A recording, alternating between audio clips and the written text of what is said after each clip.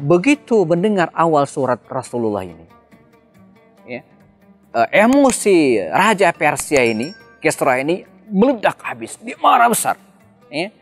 Dia merasa bahwa diperlakukan dengan sangat tidak sopan. Karena menurut pemahamannya selama ini, tidak ada orang yang berani berbicara. Tidak ada orang yang berani menulis surat dengan mendahulukan nama pengirimnya dulu. Meniti jalan orang-orang mulia bersama para sahabat Rasulullah SAW, kita nikmati keindahan Islam.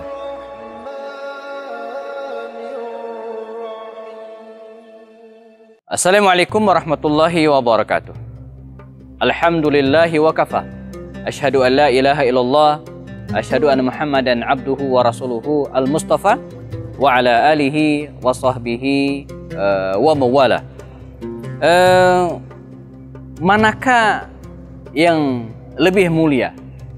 Atau keutamaan mana lagi yang dimiliki oleh seorang sahabat Nabi yang lebih mulia dari sahabat Nabi? Bagaimana tidak?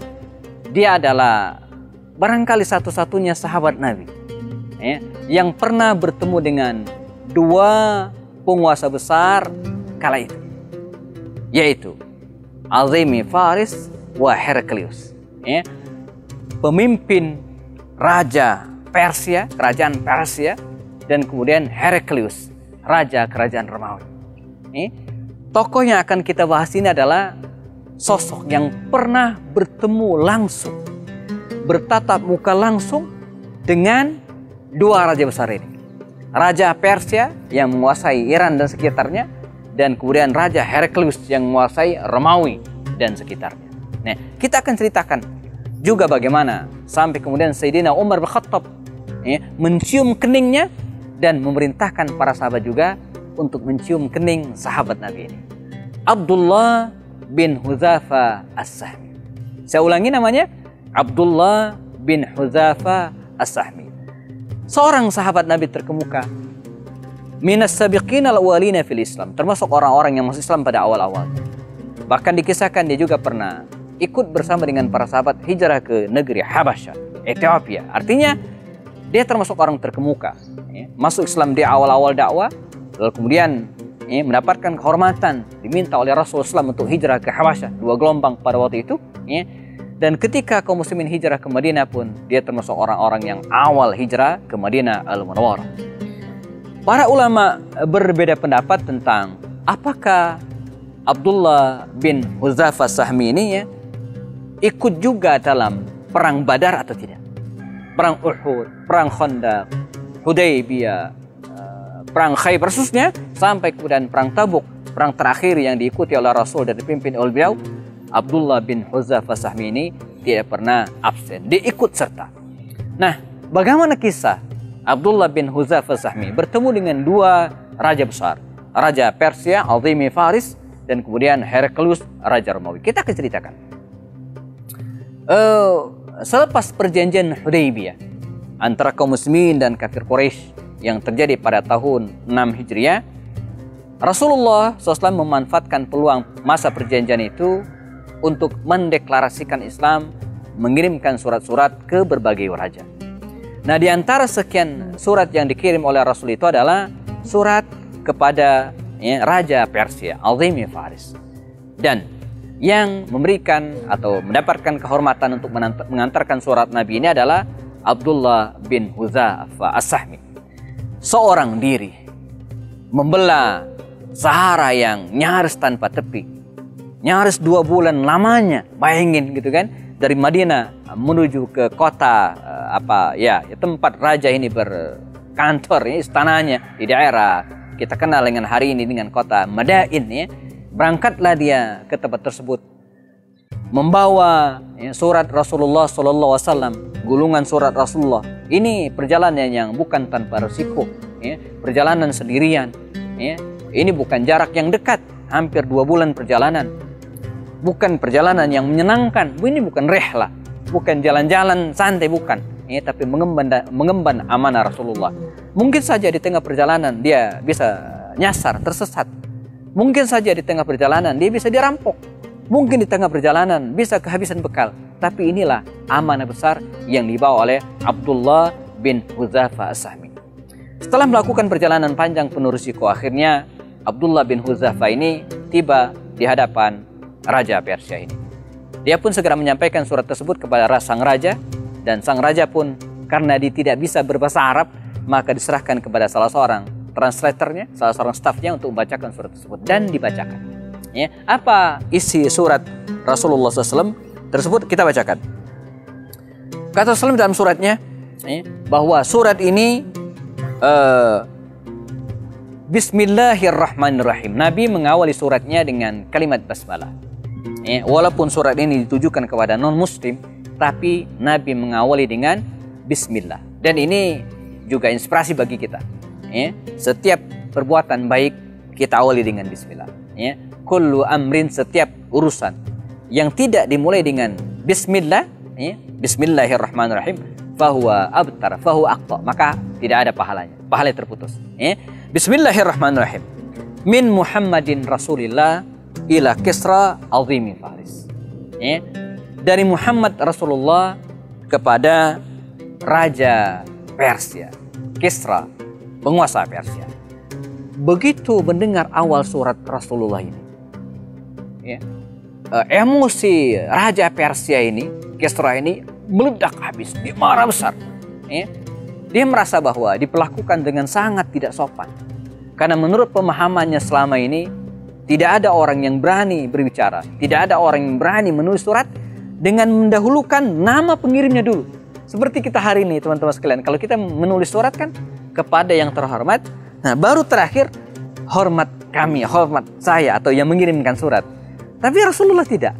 Nabi mengawali suratnya dengan Min Muhammadin Rasulillah, dari Muhammad Rasulullah ila Kisra azimi Faris, kepada Kisra pembesar Quraisy. Begitu murkanya raja ini, tak sempat dia membacanya, diserampas surat tersebut, teman-teman sekalian, lalu kemudian dirobek-robek oleh dia. Dan merasa bahwa tugasnya sudah rampung, tugasnya sudah selesai, dan barangkali juga tidak ingin mengambil risiko lebih besar, maka pulanglah Abdullah bin Hudzafah Sahmi ini kembali ke Madinah Al-Munawwarah. Tiba di Madinah Al-Munawwarah, diceritakanlah pengalamannya, maka Rasulullah kemudian mengatakan, Mazzaqahallahu mulka, semoga Allah merobek-robek kerajaannya juga. Dan qadarullah, ini tidak lama dari peristiwa tersebut, Raja Persia ini dikudeta oleh keluarganya sendiri, dan pelan tapi pasti kerajaan Persia ini terus rontok, dan puncaknya kerajaan ini ambruk di masa pemerintahan Sayyidina Umar bin Khattab ketika hampir 40.000 tentara kaum muslimin dipimpin oleh Sa'ad bin Abi Waqqas bertemu dengan pasukan Persia terakhir yang dipimpin oleh panglima mereka, Panglima Rustum, dan pecahlah perang Qadisiyah di sekitar tahun ke-15 Hijriah, dan itu merupakan ending dari kekuasaan Raja Persia. Benarlah sabda baginda Rasul mengatakan, Mazzaqahallahu mulka, semoga Allah merobek-robek kerajaannya. Nah, ini kisah teman-teman sekalian, pertemuan Abdullah bin Hudzafah Sahmi dengan Kisra azimi Faris, Raja Persia. Bagaimana kisah pertemuan Abdullah bin Hudzafah Sahmi dengan Raja Romawi? Kita akan teruskan perbincangan kita kisah ini setelah yang berikut ini. Tetap bersama kami. Konsumsi British Propolis, sehat insya Allah. Yuk bergabung di komunitas pengusaha perindu Rasulullah. Silakan klik link di deskripsi. Meniti jalan orang-orang mulia bersama para sahabat Rasulullah SAW, kita nikmati keindahan Islam. Kita masih bicara tentang seorang sahabat Nabi mulia, Abdullah bin Hudzafah As-Sahmi. Seorang sahabat yang pernah bertemu dengan Kisra azimi Faris, Kisra Raja Persia. Kita sudah tuturkan bagaimana pertemuannya dengan Raja Persia. Sekarang kita akan bercerita bagaimana kisah pertemuan Abdullah bin Hudzafah Sahmi ini dengan Raja Romawi. Di sekitaran tahun ke-19 Hijriah, Sayyidina Umar bin Khattab radhiyallahu anhu mengirimkan berbagai utusannya, pasukannya ke berbagai wilayah yang dikuasai oleh Romawi pada waktu itu. Yang pada akhirnya kaum muslimin berhasil membebaskan negeri Syam, berhasil membebaskan negeri Mesir yang semuanya sebelumnya dikuasai oleh orang-orang Romawi. Di sekitar tahun ke-19 Hijriah, salah satu pasukan yang di dalamnya ada Abdullah bin Hudzafah Sahmi ini berhasil ditangkap oleh pasukan Romawi yang lebih besar. Mereka kemudian jadikan tawanan dan dihadapkan kepada Raja Heraklius, Raja Romawi. Kata Raja Romawi ini, kalian saya akan ampuni, tapi dengan syarat, murtad dari agama kalian. Maka Abdullah bin Hudzafah Sahmi dengan penuh keberanian menolak mentah-mentah. Apapun yang terjadi, dia tidak akan menerima tawaran dari raja tersebut. Dan berbagai upaya dilakukan oleh Raja Romawi ini untuk merampas dan mengubah akidah kaum muslimin. Dikisahkan bahkan Abdullah bin Hudzafah ini sempat disalib, tangannya diikat, kedua tangannya, lalu kemudian kaki juga diikat, siap untuk disalib, dipaksa untuk keluar dari agamanya. Tapi dia tetap bergeming dengan keyakinan akidahnya, yaitu Islam. Dan sampai pada titik terakhir teman-teman sekalian, Raja Romawi ini memberikan tawaran yang sangat baik kepada Abdullah bin Hudzafah Sahmi. Apa kata dia? Saya akan mengampuni kalian, dengan syarat masuk ke agama kami, Nasrani. Dan yang kedua, kami juga akan memberikan jabatan, akan memberikan kekayaan kepada kalian kalau mau menerima tawaran. Jadi ini tawaran yang menggiurkan. Kalau tadi dipaksa dengan keras, tapi sekarang tidak. Diiming-imingi dengan kekayaan, diiming-imingi dengan jabatan. Ini pelajaran bagi kita teman-teman hari ini. Banyak di antara kita yang mungkin bertahan dengan kesulitan hidup, bertahan dengan kemiskinan, dengan ujian-ujian kesengsaraan. Tapi pertanyaannya adalah, apakah kita termasuk orang yang bisa bertahan ketika diuji oleh Allah Subhanahu wa taala dengan kekayaan dunia? Apa sejauh mana kita bisa bertahan dengan godaan-godaan dunia, dengan jabatan, dengan harta? Ini yang dialami oleh Abdullah bin Hudzafah Sahmi.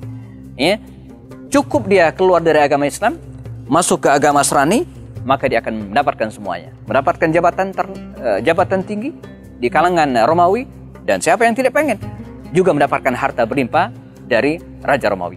Tapi apa kata Abdullah bin Hudzafah Sahmi? Kata beliau, wallahi, demi Allah, lau a'taitani jami'a ma tamlik. Bayangin, ini kalimatnya. Lau a'taitani, andai engkau memberikan kepada saya jami'a ma tamlik, semua yang Anda miliki, wa jami'a ma malakatil arabu, dan diberikan kepada saya semua yang dimiliki oleh bangsa Arab, ala an arji'a an dini Muhammad, dengan syarat saya keluar dari agama Muhammad SAW, tarfata ain, sekejap saja, nggak usah lama, sebentar saja. Apa kata dia? Ma fa'altu, saya tidak akan lakukan. Jawaban yang merupakan cerminan prinsip yang sangat tegas. Andai kalian memberikan jami'a ma tamlik, yang semua Anda miliki, dan semua yang dimiliki oleh bangsa Arab seluruhnya, agar saya meninggalkan agama Muhammad, ma fa'altu, saya tidak akan lakukan. Apa yang kemudian terjadi? Nyaris putus asa, Raja Romawi ini kemudian menyiapkan panci besar, kuali besar, kemudian ditaruh oleh di situ air atau mungkin minyak goreng gitu, sampai kemudian mendidih. Maka beberapa orang sahabat Hudzaifah ini dilemparkan ke tersebut. Kata Raja Romawi Abdullah bin Hudzafah, Abdullah bin Hudzafah, kalau Anda tetap dengan prinsip agama Anda, tidak mau keluar dari Islam dan tidak mau masuk ke agama kami, maka saya akan melemparkan Anda ke kuali yang sedang mendidih ini. Maka tiba-tiba, dan ini kilas balik dan kemudian puncak dari peristiwa ini, Abdullah bin Hudzafah As-Sahmi menangis, berurai air matanya. Maka Raja Romawi ini melihat secerca harapan, barangkali negosiasinya berhasil.